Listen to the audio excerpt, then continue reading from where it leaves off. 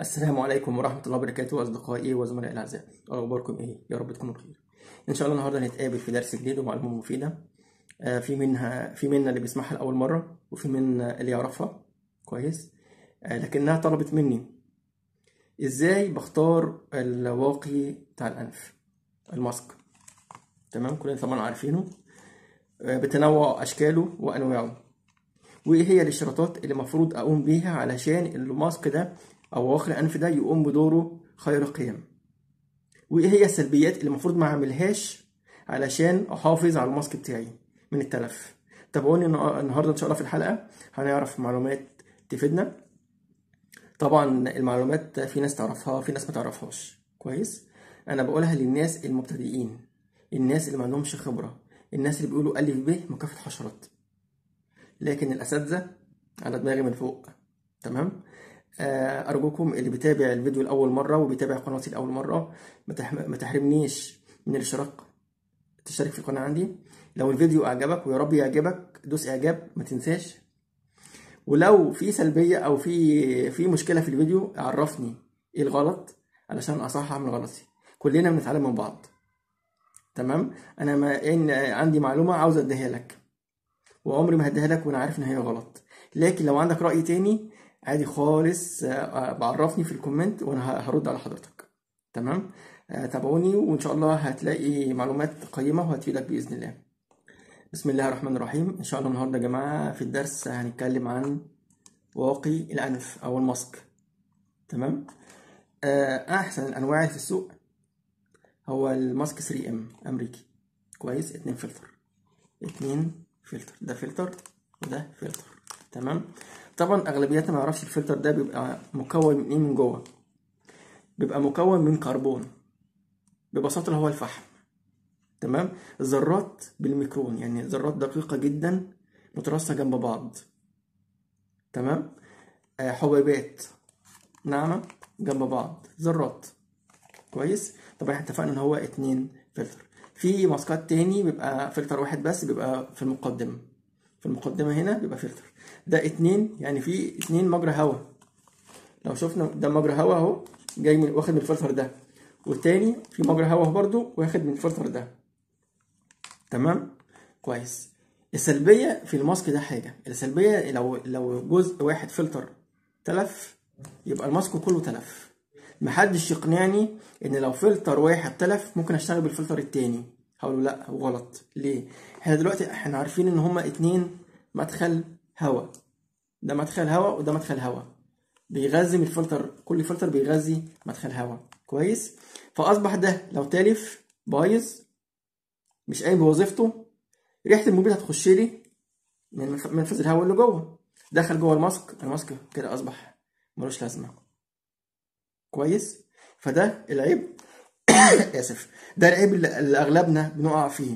بنظن ان هو عشان 2 فلتر هواء واحد فلتر بيساند الفلتر التاني، لا غلط.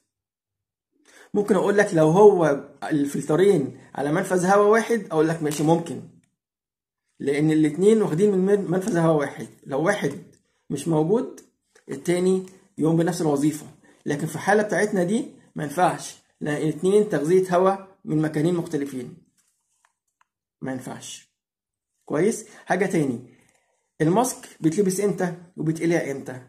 دي حاجة مهمة جدا لازم اغلبنا يبقى عارفينها.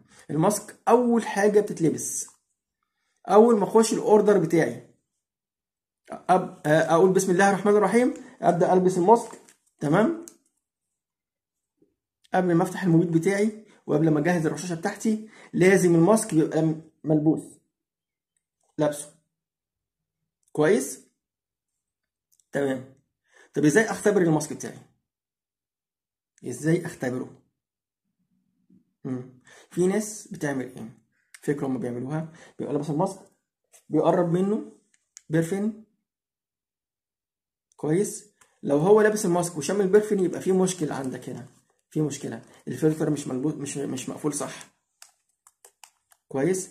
الماسك نفسه مش مقفول صح عليك، في منفذ هواء دخل منه الريحه، شميت الريحه بتاعت الماسك اسف البرفين بتاعك، يبقى انت هتشم ريحه المبيد اللي هتشتغل بيه كويس. لازم الكليبسات دي مقفوله صح على وشك، مضغوطه كده كده في اطار من الكاوتش، فمش هيعلم او مش هيبقى في اثر سلبي على وشك.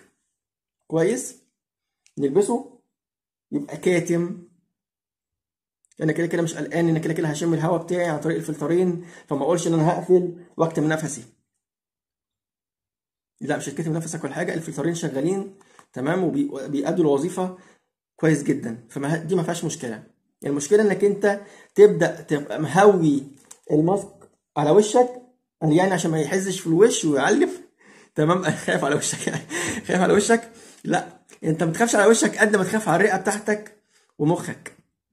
تمام. لان المبيد بتاعي سلبيته بيبقى في حاجتين: على الراس في المخ، وعلى الرئه. يعني ده غاز بيطلع فوق بينزل على الرئه بتاعتك.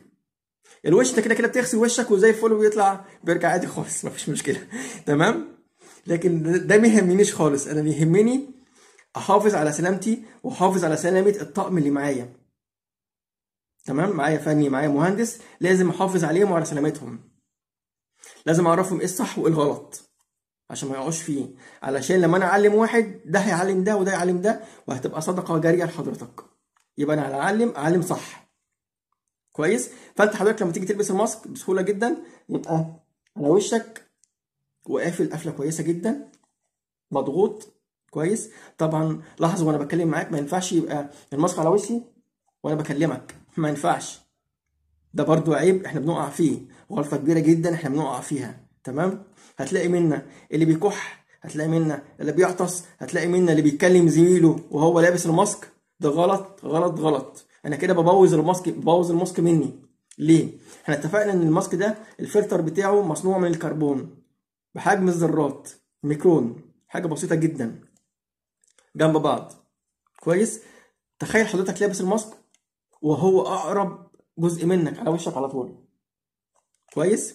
كحيت، عطست، اتكلمت، ردة فعل الهواء هيبقى عنيف لانك انت قريب من الماسك من الفلتر، عنيف جدا. ردة الفعل بتاعت الهواء هتبقى داخله على الفلتر بتاعك يمين وشمال. الكحه والعطسه بقوه، ومع القرب ده هتعمل تباعد لذرات ال ال الكربون. ذرات الكربون بعدت عن بعض، الريح هتخش هتشم ريحة المبيد، يبقى دلوقتي كده أصبح ملوش لازمة. يبقى أنا العيوب اللي أنا بقع فيها: ما اعطسش وأنا لابس ماسك، ما كحش وأنا لابس الماسك، ما كلمش في التليفون وأنا لابس الماسك، ما كلمش زميلي اللي جنبي وأنا لابس ماسك. طب أنا أعمل إيه؟ أكلمه إزاي؟ كلمه بلغة الإشارة. أيوه، كلمه بلغة الإشارة. خلي بينك وبينه تواصل عن طريق الإشارة، يعني لو بعمل لك كذا تفهم أنا عاوز كذا، لما بعمل لك كذا تفهم أنا عاوز منك كذا، بلغة الإشارة. لكن ممنوع تكون أنت لابس الماسك بتاعك وتتكلم مع زميلك، ممنوع تكح، ممنوع تعطس. حتى احنا هو المفروض في شغلنا اللي عنده برد ما يلبسش ماسك، ما يشتغلش. ليه؟ لانك انت عندك برد، معرض ان انت تكح، معرض انك انت تعطس. كويس. كحيت عطست الفلتر باظ منك، كحيت عطست وانت بتعطس وانت بتكح، المبيد هيخش على الرئه على طول، فحالتك هتسوء. فما ينفعش. احنا زي الغطاسين، الغطاس ما ينفعش يغطس وهو عنده دور برد، لانه برضه بيبقى لابس ماسك على وشه تمام، واخد من اسطوانه الهواء. ما ينفعش يكح، ما ينفعش يعطس، لان الاكسجين تحت الميه ضغط هواء قنبله، ممكن العطسه دي تخليه ينفجر عن طريق اسطوانه الهواء. نفس الموضوع، حضرتك عطست وانت لابس الماسك بتاعك، عملت تباعد ما بين ذرات الكربون وبعضها، الهواء المحمل بالمبيد او ريحه المبيد دخل، شميته، اصبح الماسك ملوش لازمه. كويس. تمام. دخلت الاوردر، لبست الماسك اول حاجه، بدات احضر المبيد بتاعي، اشتغلت. كويس. لو جالك تليفون وانت شغال، لو عميل واقف قدامك وبيكلمك، طول ما انت لابس الماسك انسى اي حد تكلمه. ممكن اللي جنبك مش لابس ماسك يكلمه ويفهمه ان المهندس او الولد شغال وما ينفعش يكلم حد. لو جالك تليفون ما تردش على التليفون. ليه؟ ببساطه انت اصلا دايره الشغل بتاعك خلاص، انت بدات شغل خلاص، الدايره كلها مبيد. ما ينفعش اقلع الماسك من على وشي علشان ارد بالتليفون واقفل التليفون وارجع البس الماسك تاني، كده ملوش لازمه. كده ملوش لازمه خلاص. ما دام انت قلعت الماسك منك، شميت المبيد، ما ينفعش تلبس الماسك تاني. خلاص انت خلاص الهواء الهواء محمل مبيد داخل على الرئه بتاعتك خلاص. ده لغى وظيفته. ده اول حاجه بتلبسها واخر حاجه بتقلعها، وما بتقلعهاش جوه دايره الشغل. يعني دخلت المكان بتاعي مطبخ او دخلت بيت كويس، خلصت اطلع بره بعد ما اغسل ايدي. قبل ما اقلع الماسك اغسل ايدي الاول علشان ايدي برضو بيبقى عليها مبيد. ما ينفعش اقلع الماسك وايدي فيها مبيد، ما ينفعش، لانها انا كده على الجلد بتاعي، على وشي، على ظهري، على رقبتي، وايدي فيها مبيد. اغسل ايدي كويس جدا، تمام. ويا ريت وانا بغسل ايدي يا جماعه اسيب الصابون، او الناس اللي بتشتغل بكذا حاجه، الصابون، الديتول، اي حاجه، المهم اسيب ايدي فتره عليها رغوه الصابون علشان بياخد من طبقه المبيد اللي على جلدي. يعني مش هاخد اعمل كده تحت الميه مفيش، لا، اظبط شويه، اتأنى يكون الصابون خد المبيد اللي على ايدي، بحيث لما اغسل ما يبقاش فيه برضو اثر للمبيد يلتهب على ايدي او على وشي لما احط ايدي على وشي. كويس، انا خلصت شغلي كويس جدا، اغسل ايدي، اخرج من دايره الشغل، المكان اللي انا اشتغلت فيه، المكان اللي ما فيهوش مبيد، وابدا اقلع الماسك بتاعي ببساطه. كويس، تمام. في حاجه برضو تاني المفروض نعرفها، لكل واحد ماسك معين.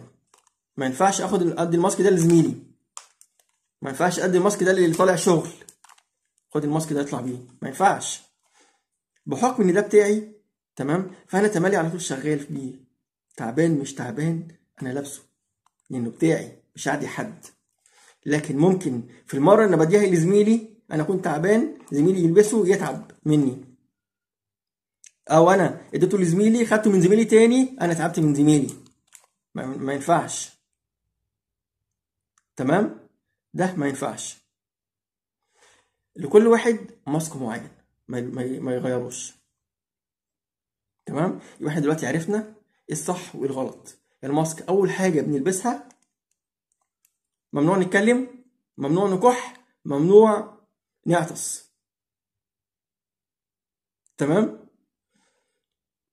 احنا قلنا ليه؟ احنا قلنا علشان احنا لو عطسنا، لو كحينا مع ردة الفعل مع قرب الماسك من مناخيرنا وبقنا واحنا بنعطس واحنا قريبين من الفلترين، كويس، هنعمل تباعد للذرات، فده اصبح كانه لم يكن. اول حاجه بتتلبس، اخر حاجه بتتقلع، كويس. ممنوع ارد على تليفون، اكلم زميلي او اكلم المهندس بتاعي عن طريق الاشاره، لغه الاشاره، علشان ما ينفعش اكلمه علشان ما يبص مني الماسك بتاعي، لازم احافظ عليه، كويس. اسف لو كنت طولت عليك. يا رب المعلومات دي تكون مفيده بالنسبه لحضرتك. ارجوك يا ريت تشترك في القناه، يا ريت تفعل الجرس، يا ريت تدوس اعجاب، ولو الفيديو ما عجبكش اكتب لي ما عجبكش ليه وانا هرد عليك. حاضر، متشكر جدا لحضرتك، واسف لو طولت عليكم. السلام عليكم ورحمه الله وبركاته.